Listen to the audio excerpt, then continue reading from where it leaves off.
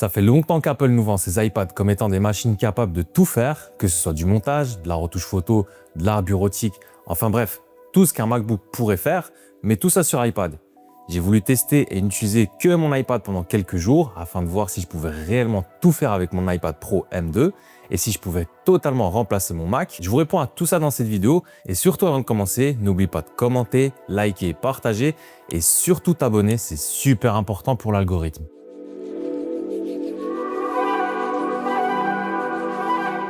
Je dois le dire, j'ai essayé de nombreux iPads et je suis toujours autant bluffé par les performances et la puissance que ceux-ci délivrent, surtout depuis leur passage aux puces Apple Silicon. On a fait un réel bond significatif en termes de puissance, c'est fluide et même encore avec mon iPad Pro M2 qui est super puissant et qui, je le dis en passant, entre la puce M2 ou M4 sur iPad, on ne voit quasiment aucune différence. C'est pour dire l'excellente optimisation de ces puces. Tout tourne sans aucun souci, c'est rapide et ça réagit super bien. Avec ces puces, on a également gagné en autonomie. L'iPad est vraiment une tablette très endurante. On peut réellement faire des heures de travail sans avoir peur de tomber à court de batterie. Il faut le dire aussi, en version 11 pouces comme je l'ai, c'est aussi super pratique à transporter partout. C'est pas trop lourd ni encombrant. Ça permet vraiment de pouvoir partir toute la journée avec son iPad dans son sac à dos sans en ressortir le poids au bout de cette journée. La version 13 pouces est pour moi déjà un petit peu plus encombrante et plus lourde. L'Apple Pencil est aussi très pratique pour dessiner, ce que je ne fais pas parce que je suis vraiment nul en dessin. Mais par contre, je fais énormément de retouches photos et d'étalonnage et l'Apple Pencil, c'est un vrai régal à utiliser. C'est pratique, fluide et ça réagit vraiment au doigt et à l'œil.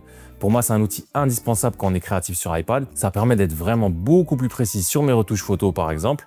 Je dis pas qu'on ne peut pas se passer d'un Apple Pencil, mais je dis que si on est créatif et qu'on veut travailler avec confort, c'est quasiment un indispensable. Pour le montage vidéo, c'est aussi plutôt pratique un Pencil, parce qu'au vu de la taille de l'écran réduite, c'est un peu plus compliqué de tout faire avec les doigts. D'ailleurs, côté montage et même pour toutes les applications créatives en général, pour moi l'iPad est vraiment ce qui se fait de mieux. On a un choix tellement large et varié et surtout les applications sont superbement bien optimisées sur iPad.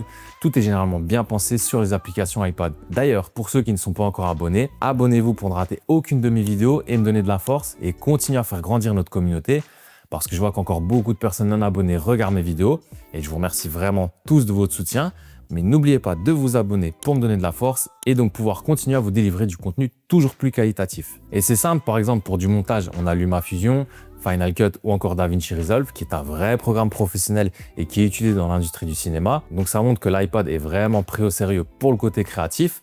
En plus de ça, son écran est superbe et vraiment magnifique. On a des couleurs super fidèles et vraiment bien calibrées. Donc pour travailler de la photo ou de la vidéo, on est vraiment sur quelque chose de super fiable et même pour regarder du contenu, c'est vraiment agréable avec le son délivré qui est très bon. C'est même meilleur que sur certains PC que j'ai pu essayer. Même pour de la productivité, comme écrire mes scripts, répondre à mes emails, c'est vraiment super pratique.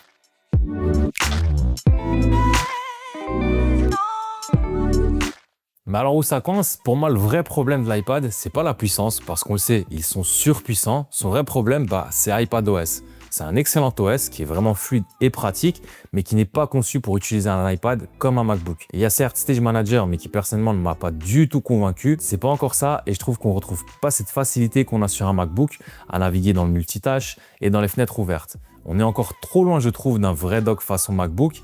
Et d'ailleurs, j'ai l'impression qu'Apple a un peu délaissé Stage Manager au fil des mises à jour. Ensuite, je trouve que même si on a un choix très large d'applications créatives, on est tout de même limité.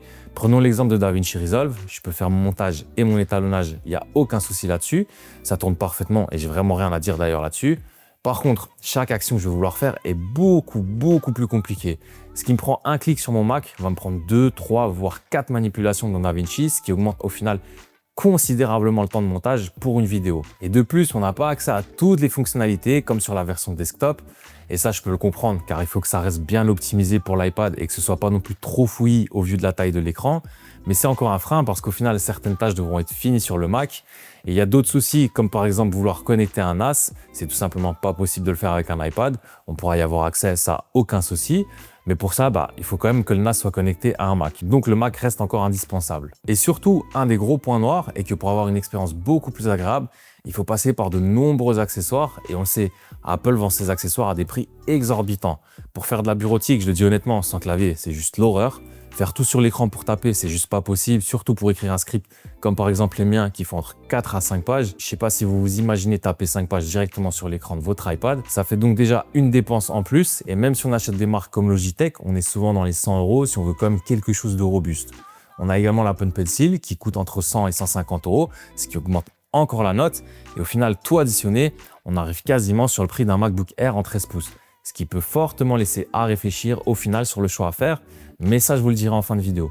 Enfin bref, vous le voyez, en fait, ce n'est pas qu'on ne peut pas tout faire. On peut vraiment tout faire avec ces iPads. Le problème, c'est qu'au final, ça prend souvent plus de temps et surtout, c'est jamais aussi bien et aussi rapide qu'avec un Mac.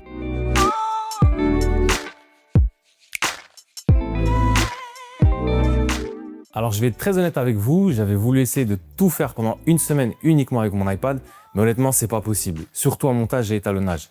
Comme je vous l'ai dit, avec DaVinci, chaque action sur iPad va nécessiter 2-3 clics de plus que sur mon Mac. Vous le savez, je fais énormément de montage, que ce soit pour mes vidéos YouTube ou pour mon Instagram. Je dois être honnête, j'ai essayé pendant 2 jours de le faire, mais au bout du 3e jour, j'ai dû repasser sur mon Mac. Pourquoi? Tout simplement parce que je perdais un temps fou et donc ça tuait vraiment ma productivité. C'est simple, généralement je vais monter mes 2 vidéos YouTube sur la même journée. Ça me prend généralement une bonne journée pour monter et étalonner mes 2 vidéos. Ici avec mon iPad, ça m'a pris une journée entière juste pour monter une seule vidéo, tellement je devais ajouter des actions à tout ce que je faisais. Alors attention, ça marchait superbement bien, pas de ralentissement ou de bug, mais le temps que ça prenait, c'était vraiment fou. Le lendemain, j'ai voulu monter tous mes réels pour la semaine suivante. En fonction de la complexité des réels, ça me prend quelques heures à une journée. Ici, pour monter mes réels, ça m'a pris 2 fois plus de temps que prévu. Je vous dis donc pas la perte de productivité que ça a amené. Et c'est pour ça que j'ai dû le 3e jour repasser sur mon Mac pour faire mes montages et étalonnages pour pouvoir rattraper le retard. Le reste, j'ai pu continuer à le faire et c'était pratique et assez rapide. À part l'écriture des scripts qui m'a pris un peu plus de temps parce que je suis moins habitué à mon clavier de mon iPad. Et au final, même en me forçant à répondre à mes emails sur mon iPad et ne pas le faire quand j'étais devant mon Mac, ça m'a forcé même à rester encore plus productif et à attendre de repasser sur mon iPad. Donc c'était plutôt intéressant même de faire comme ça. Mais honnêtement, si on veut travailler de manière poussée et plus professionnelle, on sent vite les limitations d'iPadOS. Et encore une fois, c'est dommage au vu de la puissance délivrée par ces iPads.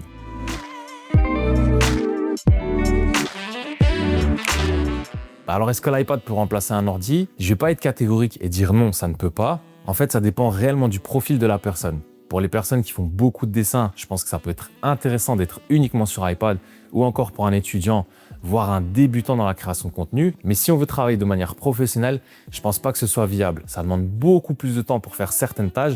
Je reviens encore sur le montage parce que c'est l'exemple qui m'a le plus marqué, mais c'est vraiment beaucoup plus long pour moi qui suis habitué à faire du montage. On ne peut pas non plus faire du multitâche et naviguer sur un iPad comme sur un Mac. iPadOS met encore trop de limitations pour un usage de ce type. Donc pour moi, c'est vraiment un complément ou une station mobile si on ne veut vraiment pas s'encombrer avec un MacBook qui est beaucoup plus lourd. Mais à mes yeux, ça ne peut absolument pas remplacer un MacBook et je le répète encore une fois, dans mon utilisation quotidienne. Et on le sait, c'est totalement voulu par Apple. Ils n'ont aucun intérêt que l'on puisse se passer des MacBooks. Avoir un iPad pouvant remplacer totalement un MacBook vampiriserait leur vente.